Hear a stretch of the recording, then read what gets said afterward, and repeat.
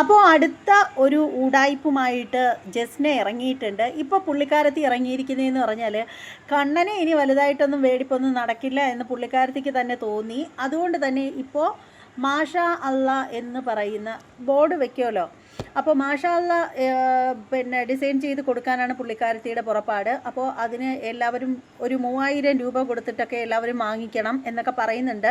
അതിൻ്റെ പിന്നിലുള്ള കാര്യമെന്ന് പറഞ്ഞാൽ പുള്ളിക്കാരത്തിയുടെ ഉപ്പയും ഉമ്മയെയും ഹജ്ജിന് വിടാനാണ് എന്നൊക്കെയാണ് പറയുന്നത്. അപ്പോൾ അത് എന്തായാലും അതേക്കുറിച്ചിട്ട് എനിക്ക് ചില ഗൗരവമേറിയ കാര്യങ്ങളൊക്കെ അതിൻ്റെ പിന്നാമ്പുറത്തുണ്ട്. അതേക്കുറിച്ചിട്ടൊക്കെ എനിക്ക് കുറച്ച് കാര്യങ്ങൾ പറയാനുണ്ട്. അപ്പോൾ അതൊക്കെ പറഞ്ഞിട്ടൊരു വീഡിയോ ഞാൻ എൻ്റെ ചാനലിൽ ഇട്ടിട്ടുണ്ട്. അത് കാണണം എന്നുള്ളൊരു ഷോർട്ട് വീഡിയോയുടെ താഴെയായിട്ട് റിലേറ്റഡ് വീഡിയോ എന്നെഴുതിയിരിക്കുന്ന ഭാഗത്ത് വന്ന് ക്ലിക്ക് ചെയ്ത് വീഡിയോ കാണാവുന്നതാണ്.